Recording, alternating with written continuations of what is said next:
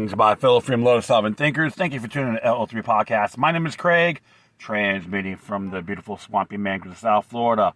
And today's date is Tuesday, November 10th, 2020.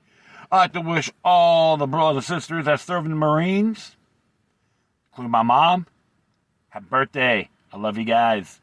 Even though I didn't serve, but there's some beautiful people I know that were in that service, and always pay homage to them. Yeah, so it's like Mr. Toad's Wild Ride on the political spectrum. Election 2020, it looks like there's a 1% margin difference now between Trump and Biden.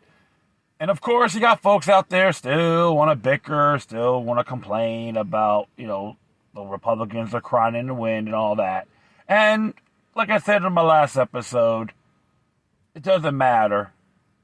The outcome was, everything has to be legit, by the book, no exceptions. And, hey, one more time, President Trump has the right to challenge it. If you don't support that, because you hate his guts personally, then you know what? You become the president of your decision, of your way of thinking, makes you part of the problem. Create presidents that can be a burden on yourself and someone you support.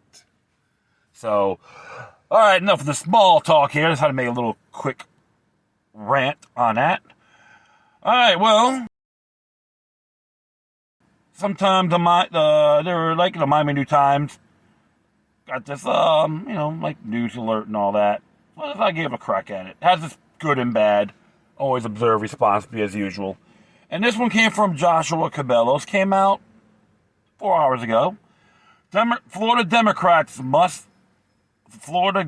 say the party must change. And this is what he wrote.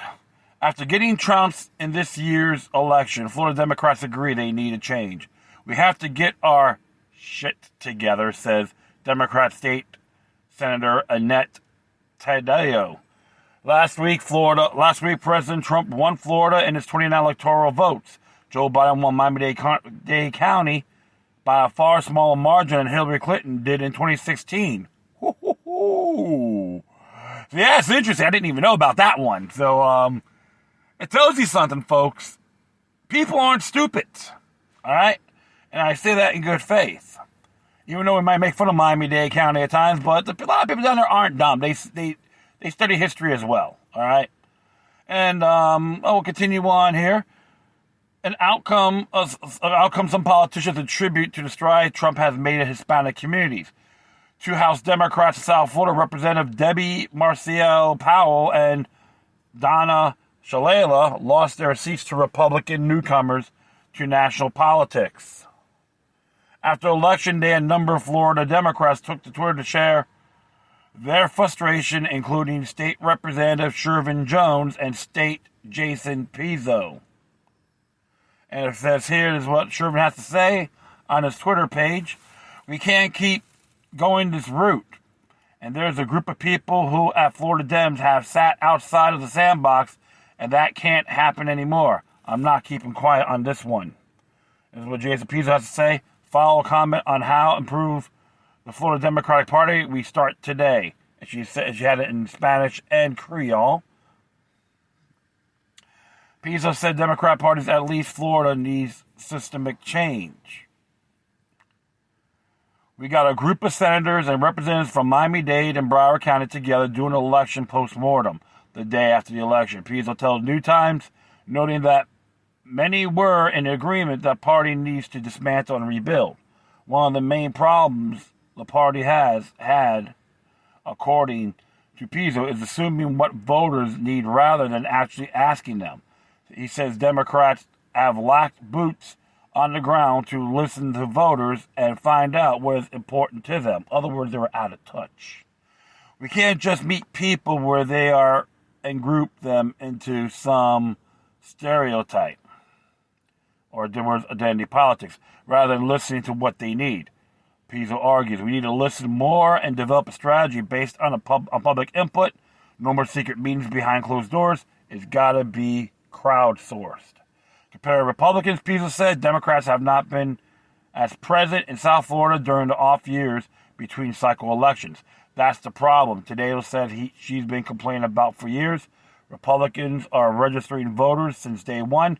They are constantly communicating. They are present in minority communities, even in communities that they know they're not going to win. Just to chip away at the margin. We don't have the infrastructure they do, says state senator whose 40th district includes Kendall and much of South Dade. Tato also cites the party's homogeneous messaging to Hispanic voters. Hispanic voters have gained widespread national attention this election cycle, and many critics argue that politicians have wrongly categorized Latinos as a monolith group, rather than seeing them as people from separate cultures with individual needs. Grouping the Hispanic demographic together, such as Cubans, Nicaraguans, and Venezuelans, is the equivalent of telling the French person, your plans for Italy. They're completely different, Pizzo agrees. Worse, Pizzo says the party has not done enough to support local groups from these demographics, like Venezolanos, Con Biden. Lucas Renegifo, okay, I hope I pronounced the person's name right. Keller, a 23-year-old activist with Venezuela's Con Biden, says his organization went mostly ignored by the larger Democratic parties. We need to get a lot of attention until we recover by Politico this fall. Renegifo Keller says, we didn't get support we needed from the party, even though we understand the community. In response to Pizzo's tweet asking for input on how to change the party, Venezolanos Con Biden says they didn't help any making a guide to battle disinformation in the Venezuelan community. And there's a tweet on that too. It says, follow or comment on how we improve the Democratic Party. We start today. So, and of course, Venezolanos Con Biden, the fact that we had to create this guide to combat disinformation ourselves at the grassroots level and didn't get any attention until at Politico reported on it speaks volume. All right, and it says here, Rodrigo Keller came to the U.S. from Venezuela when he was 9 and became a citizen in 2016. He said his family fled a socialist regime when they came here, and he knows that Democrats are not socialists, despite what some of the right have claimed. Still, he says Democrats did not enough this year to dispel the notion. My family and I fled authoritarianism. We don't endorse that brand of socialism or any notion that government should run the economy, he says. But when Joe Biden says, do I look like a socialist? People in South Florida don't know Joe Biden. They don't know his stance. Well, I live in South Florida, my friend, and I know Joe Biden for a long time, and he is not a freedom-friendly individual. A potential globalist, I can say a globalist hack based on his past practice, including being involved with the Council on Foreign Relations. So I have to throw my 2 cents in there. Rodrigo Keller believes Democrats need to distance themselves from members of the party who are further left, like Representatives Alexandria Ocasio-Cortez and Ilhan Omar. I call her Infidel Ilhan, another globalist hack, who supports H.R. 111. Look that up, folks. She co-sponsored it. You'd be surprised, okay? He says the voters he spoke were too scared that Biden would be influenced by the far-left regime. Or the young Democrats in Miami also felt let down by the year's results and want to set the party change in advance in the 2022 midterm elections. I was definitely disappointed. It's hard to watch all these Democrats lose up and down ballot, says 19-year-old Mia Stevenson, the political director for the Florida International University College Democrats group. Echoing Tato's point, Stevenson wants to see the Democratic Party engage more with voters even during off years, including registering voters. She cites the example of former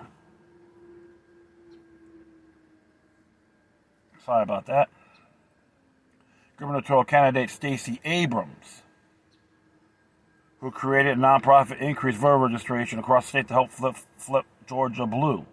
Well, Stacey Abrams is pro-enslavement. She likes that you want to ban firearms in the state of Georgia. So I know a lot of Democrats out there are pro-gun as well. Stevenson says she hopes Democrats in Florida can follow Abrams' lead and do on-the-ground work to build momentum and curry favor with voters. She also hopes after this year's election, the party will lean more progressive as support increase for progressive policies like Florida's minimum wage increase. I think we see that progressive ideas are popular, like $15 minimum wage that passed this year. The ideas are popular, but our candidates aren't progressive, Stevenson says. And of course, I gotta say about the whole minimum wage thing is a form of mercantilism. All right, and the question is, here's a couple of things: how both sides are going to benefit from it, including employers, especially mom and pop shops. Some people can't answer that question. And how about the money system? We have to fix it. Fiat money is very dangerous, and you could thank the Nixon administration for making that happen, including Arthur Burns from the Federal Reserve. All right, so I can tell those are facts. And remember, Nixon was a Republican. So, all right, so it says here, Pizzo and Tato say they plan to meet as a party in the coming weeks to discuss major changes and how to push the party past a disastrous 2020 for the down-ballot candidates. If we really care about our constituents, the best way to help them is for us now not to go backwards and to show them that we care about climate change, education, and unemployment. Climate change, help work on the environment, yes. Climate change is pretty deceptive, all right? And education, hey, we got technology, people should use it, and unemployment. Of course, that's been always going to be a problem. And of course, he has here,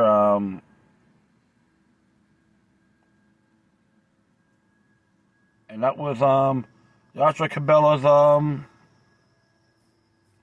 work. So a lot of areas are spot on. They have to get their act together. Okay, the Florida Democrats have to get their act together. So that is a fact. And of course, you're always going to have nut jobs from both sides. Is nothing new. When people ask me about these parties, I go, you got hacks on both ends.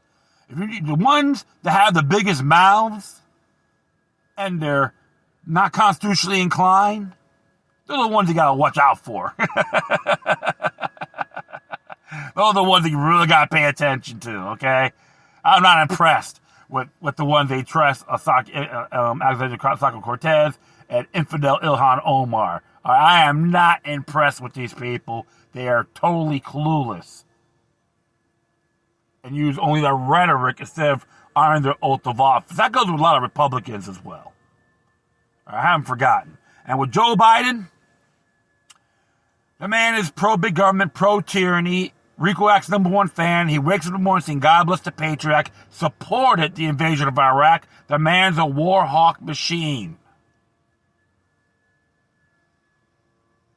That's the reason why people get turned off by this party. And it's sad because there's a lot of good people in there. You have our disagreements, which is fine. But with the things I know, we have a lot in common. Focus on that. Build good dialogues. These nut jobs in this particular group, just an example, giving them a black eye. That's a fact. It's like a time when Nick Navarro was sheriff of Broward County. He thought he's above everybody and Broward County should revolve around him. Well, it blew back in his face in 1992 when in the primaries, they all gave him the big middle finger. And look at Scott Israel, right? He lost the primaries as well. He's a Democrat. Why? Because people don't like the garbage. So, all the comments I made on here, which is sad, which is cool because it's funny because I was looking at other people's comments, all this little bickering, bullshit. All Cubans are with Trump. 100% stop with fake news. I'm Cuban. I've never been with Trump, and of course, it's a little juvenile rhetoric here. And I'm sorry. And my intake on this.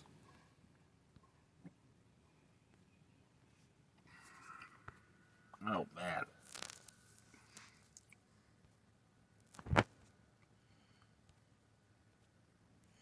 My intake is this.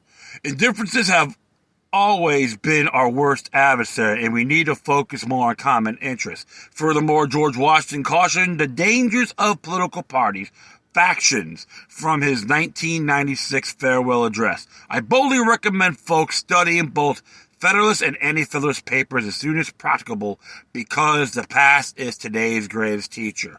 When it comes to government, always remain vigilant. I like to add this a footnote, add this as well.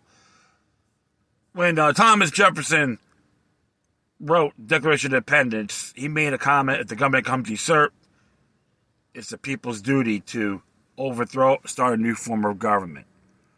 What's the main objective? Never trust the government, period. Well, that is my intake. I can know what's yours. So you can hit the comments, all that on my speaker page. And that would be it. Plus, feel free to download and share this throughout your social media networks. If you have any questions, comments, or something that's interesting you want to check out, whatever you do, please send your correspondence to Decorum. Furthermore, I will leave the footnote on my speaker page. If you want to support them, donate money to them, that'd be great. And you could hit me if you want to contact me. I got LokiLuck3@gmail.com or LokiLuckNumbers03@protonmail.com. And if you want to send me some love, you can get me at paypal.me/LokiLuck3.